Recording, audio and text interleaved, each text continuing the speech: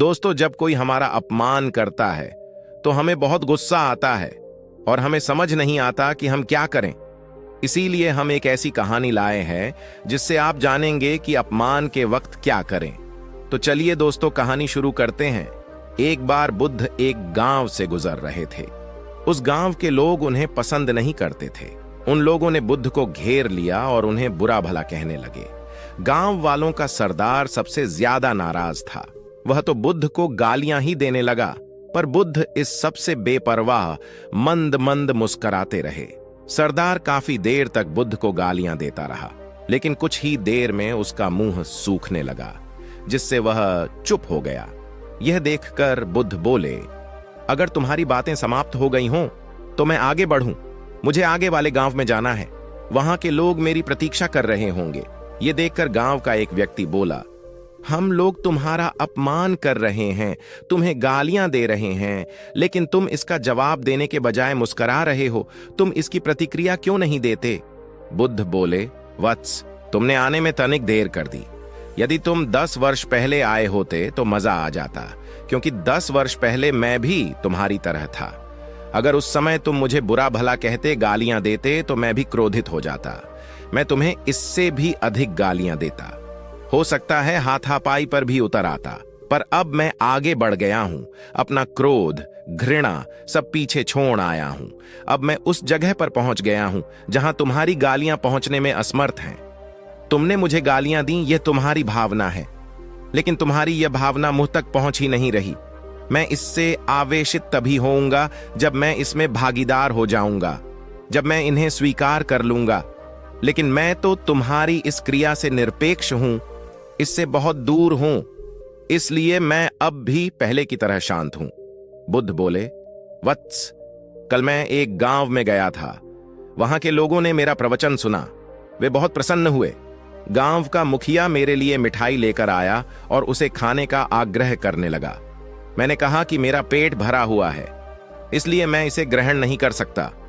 यह सुनकर वह व्यक्ति मिठाई वापस लेकर चला गया, क्योंकि जब तक मैं कोई चीज लूंगा ही नहीं तो कोई मुझे कैसे दे पाएगा? इसमें तो मेरी सहमति आवश्यक है ना? हां, यह तो है, कहते हुए एक व्यक्ति ने बुद्ध का समर्थन किया। बुद्ध ने पुनः पूछा, जब मैंने मिठाई लेने से मना कर दिया तो उन लोगों ने उसका क्या किया होगा? तभी एक व्यक्ति ने कहा, उन्होंने मिठाई अपने घर वालों में बांट दी होगी। बुद्ध ने कहा, ठीक कहा तुमने। उस मिठाई की तरह ही तुम मेरे लिए गालियां लेकर आए हो और चाहते हो कि मैं इन्हें ग्रहण कर लूं, पर भाई, मैं इन्हें लेता ही नहीं। अब बताओ, तुम इनका क्या करोगे? उस व्यक्ति के पास इसका कोई जवाब नहीं था। बुद्ध पुनः बोले, मुझे तुम पर दया आती है वत्स। अरे, क्रोध तो मुझे तब आएगा जब मैं ये गालियां ले लूंगा, और जब मैं गालियां लेता ही नहीं तो क्रोध का तो सवाल ही नहीं उठता। बुद्ध की बातों पर सरदार ने कोई प्रतिक्रिया नहीं दी। शायद वह कुछ सोच रहा था। फिर बुद्ध बोले, मैं अपनी आंखों से देख रहा हूं कि गाली एक कांटा है, जिसे देने वाला व्यक्ति और लेने वाला व्यक्ति दोनों क्रोध से पागल हो जाते हैं। तो फिर तुम ही बताओ कि मैं आंखें रहते हुए भी कैसे कांटों पर चलूं? आंखें रहते हुए मैं कैसे गालियां ले लूं? और होश में रहते हुए मैं कैसे क्रोधित हो जाऊं? इसलिए मुझे क्षमा करो वत्स, मैं तुम्हारा उपहार ग्रहण करने में असमर्थ हूं।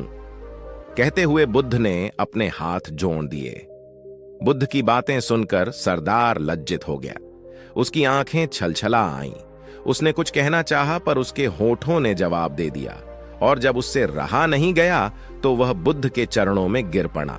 दोस्तों, हम में से ज्यादातर लोग यही समझते हैं कि हमारे दुखों का कारण कोई दूसरा व्यक्ति है, और जब हम ऐसा मानते हैं तो हम अपने स्वनियंत्रण की कमी और अक्षमता को अनदेखा कर रहे होते हैं। वास्तव में ये हम पर निर्भर करता है कि हम दूसरों के द्वारा प्रदान की गई नकारात्मकता को स्वीकार करते हैं या नहीं। अगर हम नकारात्मकता को स्वीकार करते हैं तो हम अपने पैरों पर कुल्हाड़ी मारते हैं, और जब हम उसे अस्वीकार कर देते हैं तो घृणा, क्रोध, हिंसा हर किसी से मुक्त हो जाते हैं। तो दोस्तों, उम्मीद है कि आपको इस वीडियो से कुछ अच्छा सीखने को मिला होगा। इसलिए अगर वीडियो पसंद आया हो तो वीडियो को लाइक करके चैनल को सब्सक्राइब कर लीजिएगा, ताकि हमारे सभी अच्छे वीडियो आप तक तुरंत पहुंचे।